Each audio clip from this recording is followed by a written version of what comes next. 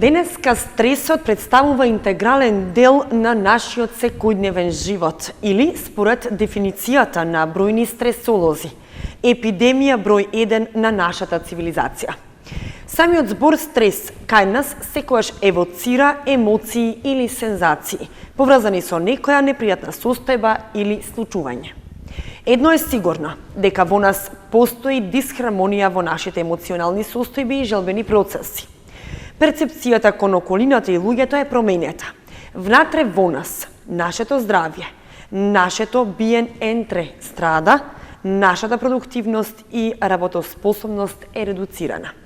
Ја немаме потребната животно-мотивацијска енергија, животната радост, топлината, милоста и љубовта. Чувствуваме неудобност и мачнина, што многу пати и не можеме да си ја објасниме и да ја протолкуваме. Добро сме, а не сме добро, нешто ни недостасува. Чувствуваме физичка, психолошка и социјална дисфункција. Некои личности реагираат смирено и го носат таквиот товар. Притисокот од стресогено условената соматска и психичка дисхармонија до моментот на целосната исцрпеност и трансформација во болест. Некои реагираат бурно, експлозивно. Секој на свој начин се справува со непријатната, потоа неудобна, па и болна состојба, од која не се излегува или не можеме да се справиме со неа преку нашите лимитирани сетилни искуства. Оттаму честопати се соочуваме со чувството дека правиме се што знаеме, но нема резултати. Не забележувајќи, сосема несвесно почнуваме да се залажуваме себе си, што дополнително ја загрозува состојбата, дренирајќи ни ја животната енергија, потребна за правилно соочување и решавање на која било внатрешна дисфункција. Почитувани гледачи, ова е само дел од воведот на новата книга на професор доктор Методи Чепреганов, невропсихијатар, епилептолог, и на Теодора Костовска, психолог, јога инструктор, учител во Art of Living програмата. Тие има една книга, но ова е дело на милениумот, би рекла. Зошто е тоа така, ве поканувам да останете во наредниве 60 на минути, за да можете да проследите емисијата Здравјето е се на Канал 8 со нашиот гостин, кажав професор доктор Методи Чепреганов, невропсихијатар. Добро вечер за прв пат во новото студио на Канал 8. Јас ви честитам. И ова е голема чест за мене да бидам првиот гост и ќе се прекрастам, бидејќи сум голем христијанин, со Божјата милост да имате многу емисии, убави емисии и да ви биде работата многу плодна. Благодариме на убавите зборови. Студиото ви е многу убаво, многу функционално и сметам дека ќе имате такви. Драго ми е што ви се допаѓа и драго ми е што прифативте да ни бидете прв гостин во Здравјето е се и во новото студио, нели, на Канал 8. Ке зборуваме за интересна книга. Најпрво, како дојде да ја напишете со Теодора Костовска? Вие имате книга која промовиравме кај нас во старата Канал 8. Сега ќе ја промовираме стрес, несоница, анксиозност и депресија. Ќе ја видат гледачите и ќе ја промовираме книгата. Како дојде да ја напишете книгата, а подоцна ќе зборуваме и за она што пишува во неа. Вие на почетокот кажавте, прочитавте... Прочитав само дел од воведот. Убави реченици, да. Јас ќе дополнам. Значи, стресот е еден од најголемите проблеми на публичното здравје во светот. Што значи тоа?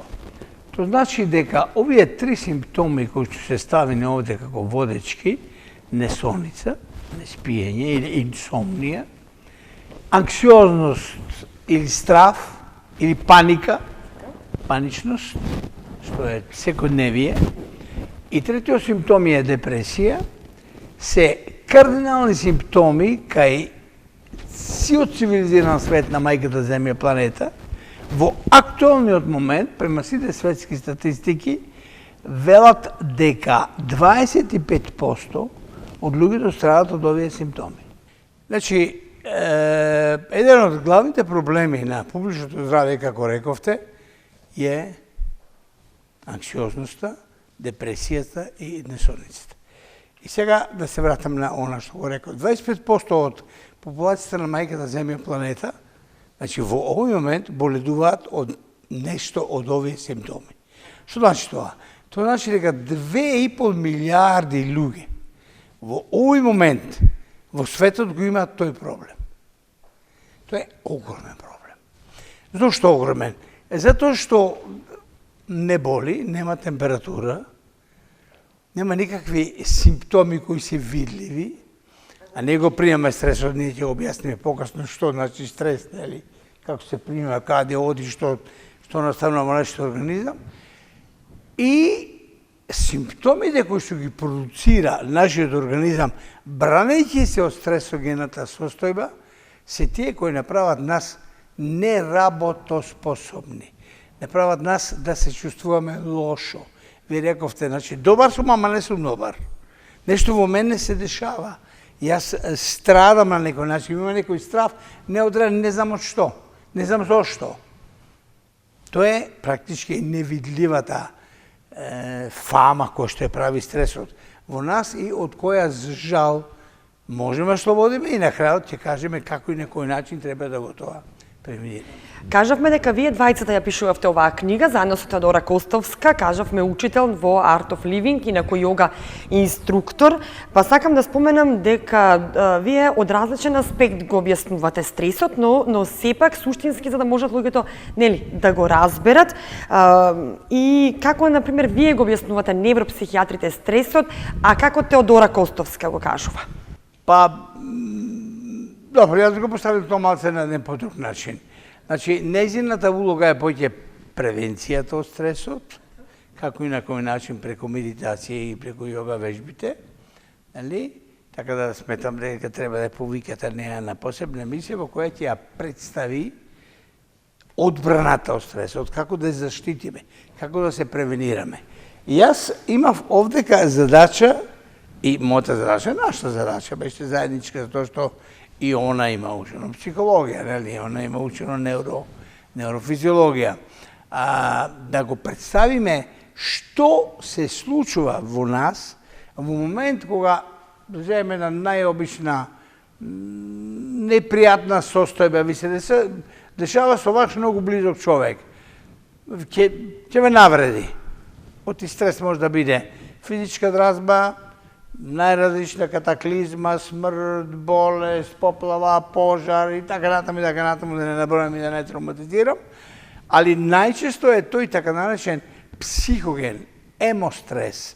Стрес на емоција која е непријатна за вас, за вашата личност, за вашиот дигнитет, за вашето его. Значи, вие сте на некој начин, вие се осеќате нападнати во даден момент и тоа влегува во вас преку вашите чула. Што се дешава? Значи, една најобична травма. Лош бор. Тој влегува преку нашите чула, дали го гледате или го слушате, или е пипање и така натаму, преку нашите чула, кој е рецептивниот релеј на нашиот организам и оди во една регија што се вика таламус. Таламусот е практички првиот центар во кој влегува стресогениот фактор. Таламусот го одма дистрибуира према други регии, на прво место према една регија што се вика амигдала. Сакам да ја споменам посебно, тоа е едно фамозно јадро во нашиот организам, кој има една улога на така наречена интуиција. Што значи тоа? Тоа значи да амигдалата го градуира, го степенува стресот, тежината на стресот, ама зависно од мене, од мојата личност, од тоа што јас, покасно ќе го објаснам тоа, што сум направил како матурирана, созрена личност во текот на мојот живот. Значи, амигдалата го градуира дали е он многу тежок, дали е он полесен, дали е он ептен лесен. Во тоа прави една мала консултација во магновено брзо време, која е во наносекунди, со една регија која одма поред неа, лекарите ќе ме разберат повеќе, таа се вика хипокамп. Хипокампот, во него се сите наши мемориски записи. Она што сме го ние доживеале во текот на нашиот живот. Ја го шематизирам тоа. Го праша хипокампот, дали ние ваква навреда сме доживеале во животот? Хипокампот одговара да или не, зависно од тоа, ама консултирај ги другите структури на мозокот, пред се префронталниот лобус, каде што се запаметени тие моменти од порано доживеана таква слична траума. И сега што се дешава? Тој е емотивен наплив, тоа е емоција, тоа е чувство, субјективно чувство кое во нас почнува да прави една игра, една револуција. Зошто? Затоа што таламусот, односно таламусот сега, амигдалата и хипокампот, разигруваат цел систем, хипофизата, хипоталамусот, регија која е шеф на оркестарот на сите наши витални функции и супраналната жлезда. Значи, мора да се даде одговор на она што ми се десило, што сум јас доживеал.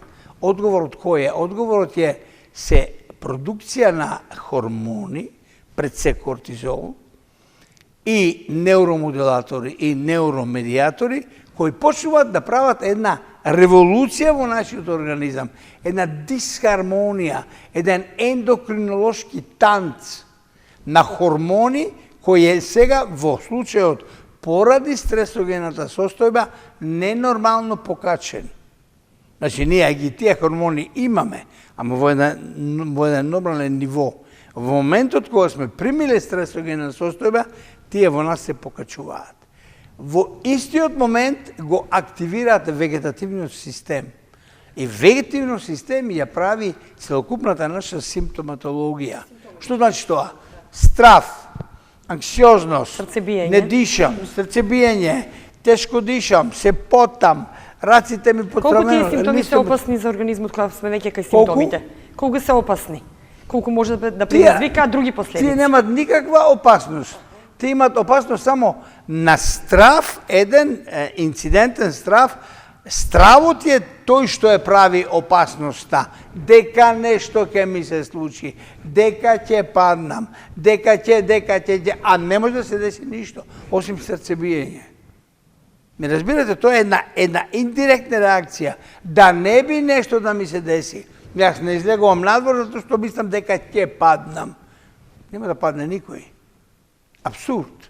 Осим ако не е тоа е толку интензивен страв да направи една психогена реакција, па да ја во една таква психогена реакција да дојде еден психоген напад, почнувам да се тресам целиот, нели, ми игра лице, раце и све, и сите околу мене, на крај крајава профитот е личен.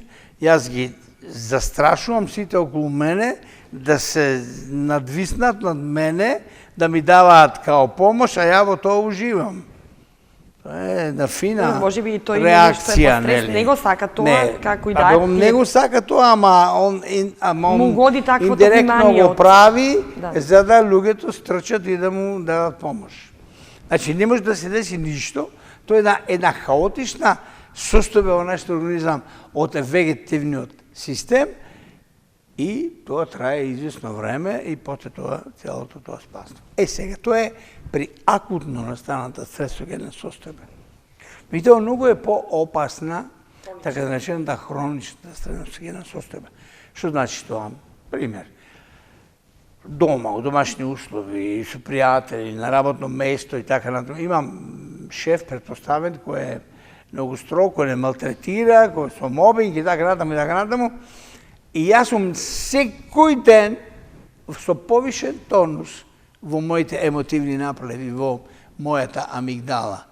Тоа што прави? Тоа прави да сите мои хормони се повишени и тие полека со тек на времето почнуваат да го оштетуваат мојот организам. Тоа е психосоматска состојба. Тоа се така наречените психосоматски болести. Инфаркти, астма, чина 12 паласно црево, екзема и да не ги набројувам, нели, да не травматизирам. Значи, многу состојби од кои ние, тука е превенцијата. Затоа напишавме оваа книга, за да можеме да ги убедиме луѓето дека тие се господари на своето собствено тело и на што се дешава околу нив, ако умеат и знаат како да го тоа превенират. Значи, целта на оваа книга е превенција. Ние првата ја напишавме за да го представиме стресот со сите негови компоненти и таа се викаше стресот и ние. А ова сега одиме директно на клиничката семиологија.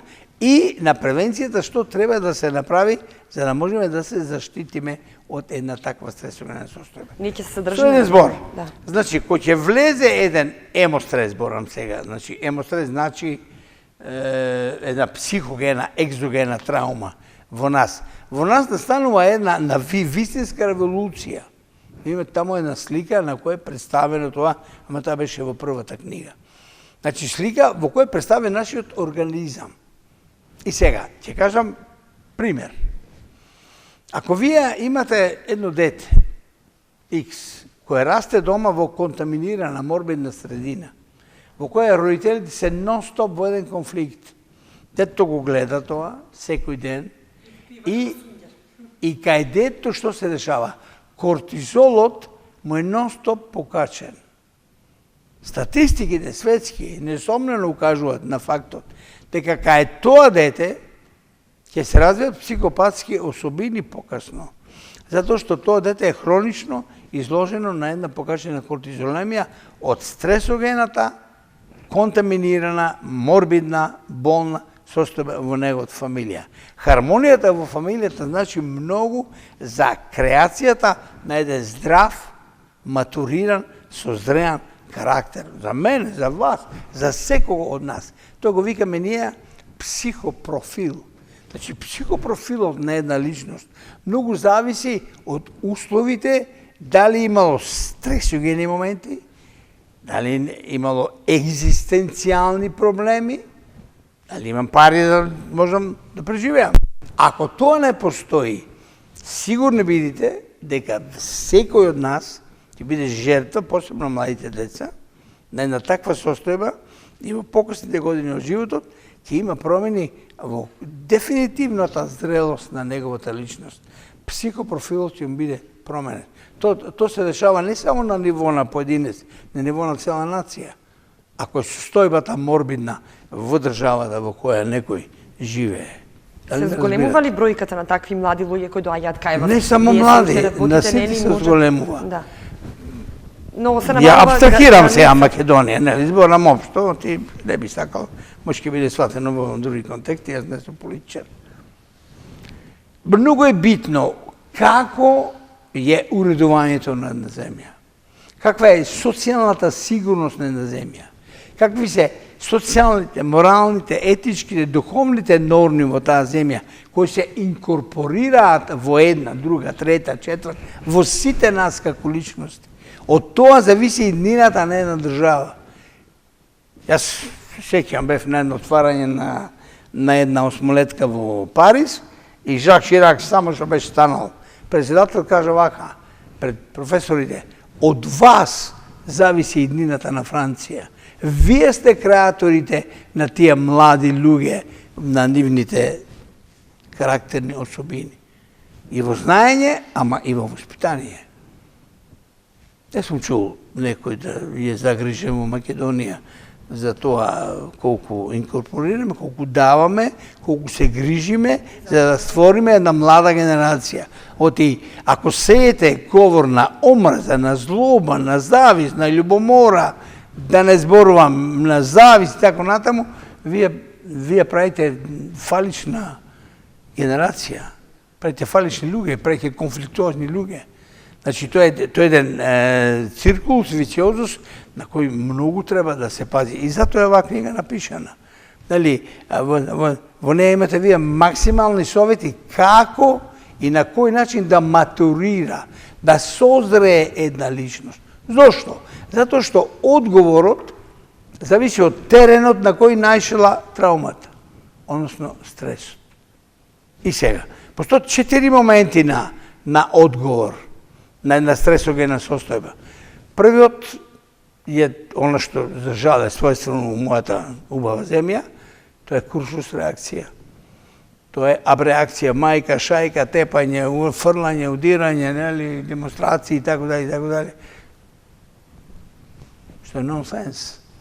Затоа што ќе испокршат дуќани и се, после кој ќе видиш колкова е штета во односу на тоа што се барало, тема логика. Вториот е така речена ирадијација на афектот. Значи, јас го мразам Петре и сега поради Петре го мразам и Свети Петар. Јако Свети Петар ништо не ми направил. Го ирадирам афектот. Ние, за жал, имаме таква ирадијација. Сите околу нас се лоши, само ние сме добри. Што не ќе биде така? Ирадијацијата на афектот е ни столетија креирана во нашата совест и свест. Сега да не зборам, тоа е голем проблем, за кој можам многу да ви... Никој не ме прашал, ali можам многу да зборам за тоа. Затоа што ние сме сепак жертва на лузните што овој народ ги преживеал за време на сите робства што ги имал. Друг проблем за кој можеме друг пат да збориме. Третиот, значи, тоа е ирадијацијата. Третиот е акумулација. Исто својствено за мојот народ. Што? Се што се дешава као деструктивно, као стресогено во нас, ние го голтаме. Го голтаме, акумулираме. Тоа се дешава и на фамилија. Жената или мажот, али значи жената голта и еден ден кога се препуни чашата, тоа е до раптус, го викаме тоа. Експлозија една која не знам како завршува, али најчесто завршува или со развод, или со кавга, или степа и така дај. И четвртиот начин, оно што го препорачуваме, сите кои сме зрели како личности, тоа е така наречена интелектуална обработка. Што значи тоа? Тоа значи, јас и вие се закачиме за било што, за името например, мада не сакам за тоа општо да зборам, и дојде до една палба меѓу нас, јас се повлечам, ќе се насмејам, као ништо да не било. Мина 3-4 дена, кога вашата емотивна набиеност ја гледам дека е спуштена, и мојата е спуштена, значи во една релаксирана состојба, и ќе речем, Таничка, ова што го зборевме ние неќна, чекај бе душо, ово има друг начин на пристап. Значи, што е целта на интелектуалната обработка? Во животот, деца моја го давам ко порака на македонскиот народ, нема проблем кој не е решлив. Ако се седне, прво да се има емпатија, желба за разговор, желба за дискусија, желба да се стави проблемот на мас, осип смртта и не да Боже нека болест. Тие се нерешливи. Друга е све решливо.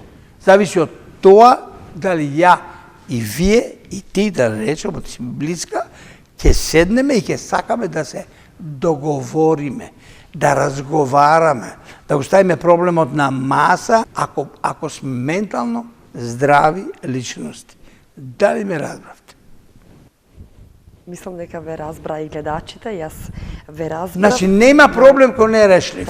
Конфликтите меѓу луѓето ги правиме ние сами. Затоа што мојот его е погоден, јас сега ќе звонам, не е така. Не. За се е решливо. Затоа што прочитави преска. Се е менливо и милливо. Се тече и се менува. Во животот главната поента на оно што не води е диалектиката. Што е тоа? Јас се оддалечувам од тука, али се приближувам на друго место. Јас сум се приближил затоа што се оддалечил. Што значи тоа? Тоа значи дека ако јас и вие не согласуваме за нешто, кој ќе седнеме да разговараме, ако имаме желба. Ако немаме желба, онда сме влезени во едни други води, тоа се вика параноја и нарцисоидност, тоа беше болест. Тоа беше состојба во која нема разбирање.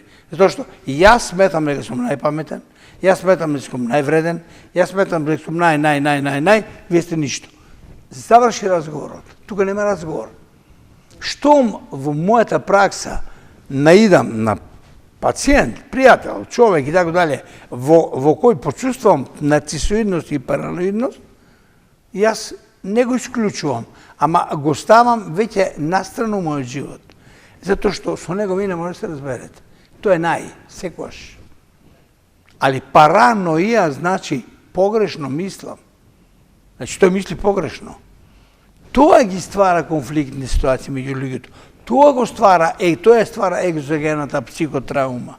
Затоа што недоразбирањето меѓу луѓето е стрес. Тој секаде присутен. Секаде. Од продавница кој ќе влезеш, како ќе те пречека особата, до дома, до маж, до жена, на работа, на работно место, така натаму. Так. Докторе, во книгата зборувате и убаво објаснувате за несоницата, односно инсомнијата. Тука пишува дека несоницата представува нарушување на спиењето, што се карактеризира со тешкоти во заспивањето. Но имаме повеќе фази и повеќе симптоми на несоницата. Да ги објасниме и верувам дека со внимание ќе не слушаат сите оние кои го имаат овој проблем, а претпоставувам дека се многу. Што се случува кога човек не може да заспие? Инсомнија или несоница е еден, како веќе кажав, многу чест проблем. Јас кажав 25% за сите три симптоми: несоница, паника, страф и депресија, а самата инсомнија, односно несоница, е некаде околу 8,5%. Значи 8,5% од луѓето, тоа се 850 милиона луѓе во овој момент во светот имаат проблем со сонот. Колку тоа на ниво на Македонија? 8 по 2,16, тоа се 160-170 луѓе. Што значи тоа? Сонот може да биде пореметен од разни причини. И јас во тие овде не сакам да навлегувам, иако сум многу компетентен. Од психијатрска природа, од органска природа и така натаму. Ние овде зборуваме исклучиво за стресогенно условена несоница. Кажав со две реченици. Пореметениот, таа така наречена хипоталамо, хипофизио-супранална оска, значи тој ендокринолошки танц или дисхармонија на појачено лучење на поедини хормони ја прави несоницата. Покачениот кортизол ни ги отвара очите и ние цела ноќ броиме овци. Можеме да спиеме. Затоа што е пореметен системот на будност. Ние во нашето мозочно стебло, ние овде промовиравме една книга, а сега ја завршувам книгата, готова е да се печати, и ние ќе ја промовираме со Бога напред. Значи, промовираме книга Мозочно стебло, ако се сеќаваш, кога не го спомнавме сонот. Таму има една формација ретикуларис, се вика, во која има часовник, тоа е во хипоталамусот, значи часовник, во класична смисла, со која ќе се курдиса, ние спиеме и кога ќе се курдиса, ние стануваме, ние сме будни. Ако тој часовник во форматио ретикуларис му се пореметат односите поради хормоните, поради кој ги пореметил стресот, и ние веќе не можеме да бидеме во една нормала. Значи, ние сме во една несоница. Вас се решава често да заспиете и после полза, топ, ќе ви се отворат очите. Зошто? Много едноставно. Сте гледали филм. Филм со убиство. Филм со некоја содржина која е непријатна за вас. Вашиот префронтален лобус, вашиот кортекс го одработува филмот. Што? Зашто, како, што се дечи, кој се дечи, кој е крив, што е рекли, така. Значи, он прави една сумација, една анализа на тоа што се гледа. И во даден момент, кога од филмот ќе вие доживеете во вашите енграми, во вашите запаметени од порано случки, нешто слично, правите собствен стрес за тебе, затоа не советувам гледање на филмови со содржини вакви, онакви, навечер пред да се легнете. Ете нешто релаксирано музика и така дали, не такви филмови. Тоа прави еден хормонален дисбаланс, кортизолот се покачува, тап, очите ви се отварат. Нема шанса да спиете. Значи, сега. Се враќам, значи тоа е инсомнија поради стресот. Меѓутоа, сонот е физиолошки еден многу, да не кажам, најважен дел во нашиот живот. Како го представуваме тоа символички? Возите кола, се истрошува резервоарот, застанувате на бензинска пумпа, ставате нови 30-40 литар бензин за да продолжите. Работите цел ден, сте се истрошиле, вашиот бензин е истрошен, мора да легнете да успиете 6, 7, 8 сати, за да може да направите, тоа се вика хомеостаза. Тоа е физиолошка, биолошка, французите го викаат рекиперацион, обновување на нашиот организам, на сите метаболитни процеси во нашиот организам, што преку денот се истрошиле. Хомеостазата е многу потребна. На секој нека запамети. Ако не спие, си прави лошо за себе, затоа што организмот ќе држи ден, 2, 3, месец, 2, 3, после тоа тој веќе почнува да откажува и се јавуваат психосоматски болести. Тоа е опасна работа. Опасна работа е и ако некој работи ноќ, не сакам да ме погрешно сватат, ноќната работа е затоа се она бодува на посебен начин, затоа што ако вие работите долго години преку ноќ, вие правите инверзија на вашиот сон. Значи денот за вас значи ноќ. Правите некое обновување, меѓутоа она што го правите ноќе кога вашиот хипоталамичен часовник ви вели да спиете, е најважната работа во животот. Значи, хомеостазата као биолошки процес, биолошко-физиолошки процес е неопходно потребна. И затоа треба да се пазиме од стресот, да не ни е поремети хомеостазата, за да останеме без сон.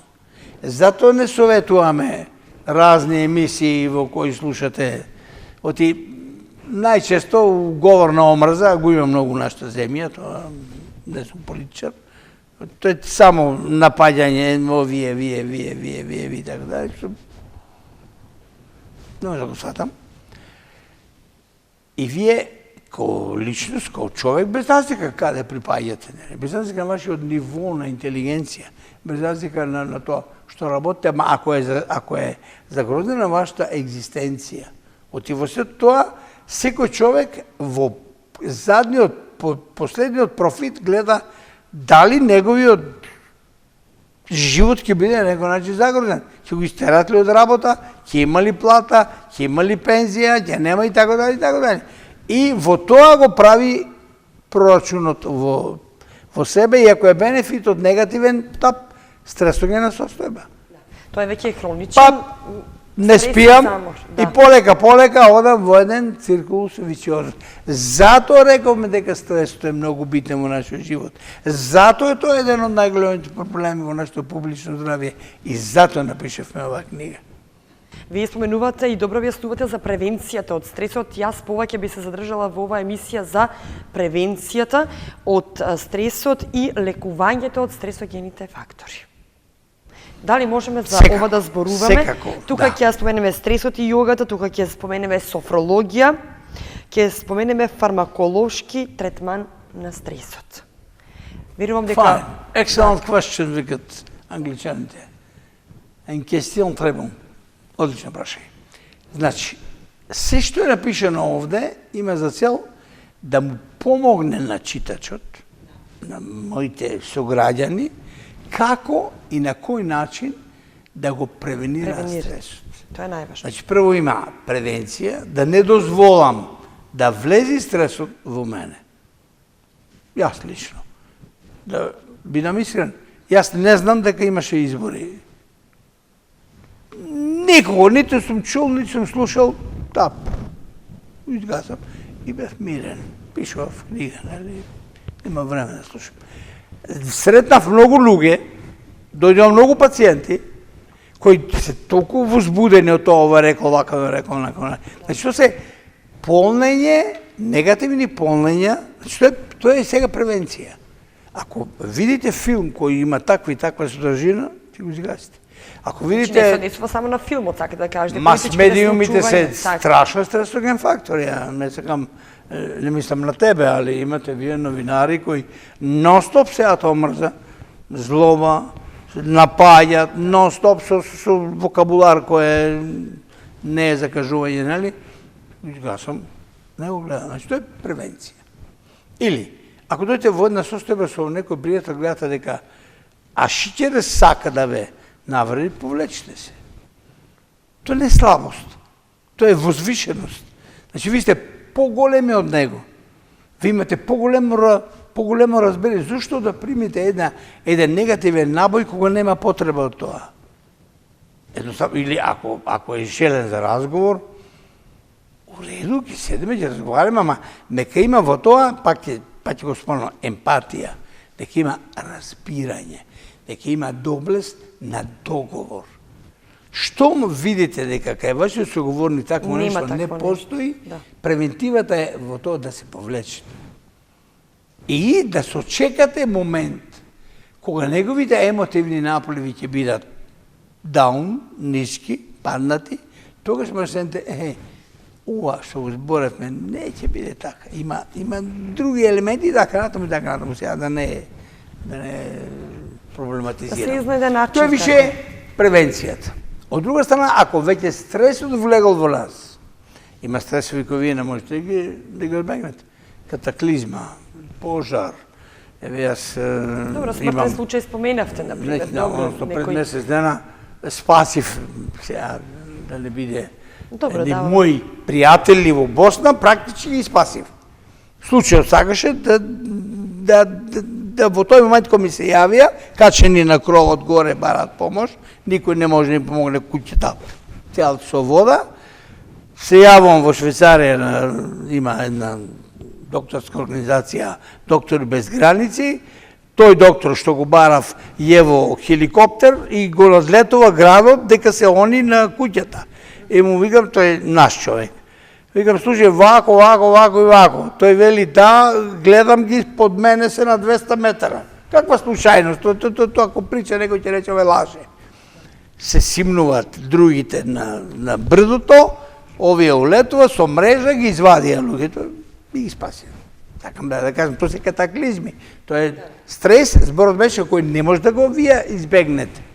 Чиме стрес, како се осеќале они, јас знам, оти луѓето што ми се јавија, тој е доктор беше тој беше целиот во плач, се му пропадна, се што створил у животот, останот отиде.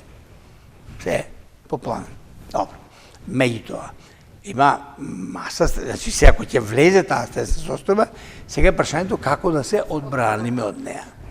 Првото прашање што сите пациенти ми го постават, што да земам од лекови? Мој прв одговор е да не земате лекови. И тие се многу изненадени, голем дел од пациенти се изненадени, што јас со 55 години пракса не препорачувам лекови.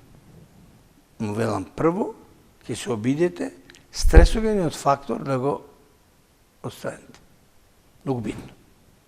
Значи, она што тлее во вас, да го на некој начин но зар не поставуваат да се одлепите од на него. кој начин, затоа што многу не умеат да го Многу е сторат. лесен начинот. Зависи од личноста, зависи од волевиот процес, зависи од тоа колку е тој матуриран, созреан, да може да го тој проблем одлепи. Зависи од личноста. Одма да ви кажам. Осим ако не е болест или смрт. Друго, све е решливо. Едноставно ставите капак и речете, има луѓе речам, не треба да пуштам. Ма како ја, не, морам да ќе кажа. Не е точно. Сме сретнали многу луѓе рече, так, поставам. Ем се волјат. Неговата волја, лично. Значи, решавањето на стресениот фактор е првиот услов за да можете да се ослободите од целата стресогена реакција која се наоѓа во вас. Можете, значи стресолозите предлагаат терапија максимално недела до 2 недели. Зошто? Многу едноставно. Јас сум човек кој работи со мозок цел живот. И сега сакам да ја представам оваа книга овде. Да, ќе ја споменеме. Што значи тоа? Тоа значи дека секое земање на анксиолитици, лекови за страв, на антипаници, лекови за паника, антихаотици, како сега ти ги речете, на невролептици посебно, на антидепресори, има огромно влијание врз ензимацијот систем на јетрата прво. Пардон, не сакам никого да плашам, тоа се секундарни дејства кои се опишени во сите учебници и во сите тие белешки што за лекот. Меѓутоа имаат големо влијание и врз функциите на мозокот. Зборот ми е не дека не треба апсолутно да не ги земеме ни случајно. Може. 1, 2, 3, 5, 10, 15 дена. Ама не да живееме со лек година, 2, 3. Во таа пролонгирана таблетоманија, оти тоа е више друг дел од болеста, што викаме таблетоманија. Психолошка зависност од лек. И вториот момент кој не го препорачувам, тоа е полипрагмазија. Што значи тоа? Пардон. Тоа значи земање на 1, 2, 3 лека заедно. Никогаш. Тоа голема грешка. Зборите за антидепресивите или воопшто За сите. за сите лекови? За сите, пошто зборам за овие што се од нашата бранша, нели? Да, посебно од овие кои се за стресот кој збориме и за Значи, антидепресивите. може да се дадат лекарства, многу внимателно. Основниот мотив е да му се советува на пациентот да може да ја се извинувам, не знам што ми стана, да го превенира стресогениот фактор. Тој што му го направил тоа. Тоа е правото лечење. Затоа некош разговорот е многу битен, негов разговор, ти прави една катарза, прави едно празнење. Вие одите кај свештеник. Јас сум на некој начин свештеник, нели, како психијатар, или одите кај некој добар пријател и му се исповедате. Значи разговорот Тоа може да биде добра значи терапија. олеснување од стресогениот фактор. Тоа е најдобриот дел од терапијата. Значи тоа може разговорот може да биде добра терапија. Разговорот е извонредна терапија. Интервју со човек благонадежен кој сака да ви помогне и кој ви помага и е најдобриот лек за празнење на еден стресоген фактор. И сега јас би ги споменала и техниките тука на дишење и само да додадам. И на ова сега доаѓа медитацијата, за која сметам дека треба да ја повикате Теодора. Так, повеќе со неја ќе разговараме за тоа, но кратко да го споменеме во емисијата. Која овозможува јакнење на духот, јакнење на вашето јас, јакнење на вашата волја, јакнење на вашата свест и совест, за да можете да се одбраните многу полесно од еден стресоген фактор. Тука е јогата и тука е начините на дишење кои можат акутно да помогнат. Јога и така она ги знае многу подобро, ја не сакам. Да навлегуваме во тоа ви од ваш дел. Доктор, јас ќе се заблагодарам што одвоивте време за нашите гледачи да дојдете во студиото на Канал 8 еве да промовираме вашата книга заедно со Теодора Кустовска. Ќе ве очекуваме и следната среда кога ќе зборуваме уште за книгата и ќе зборуваме за специјалниот дел кој е наменет во книгата и за кој пишувавте вие и Теодора Кустовска. Ви благодарам уште еднаш. Благодарам јас. Почитувани гледачи, тука ја завршуваме емисијата Здравјето е се. Јас ќе се заблагодарам за вниманието. Продолжуваме со разговор со професор Чепреганов на истата тема, но за остатокот од книгата веќе следната среда. Ако ви се допаднавме, гледајте ни следната среда. Довидување.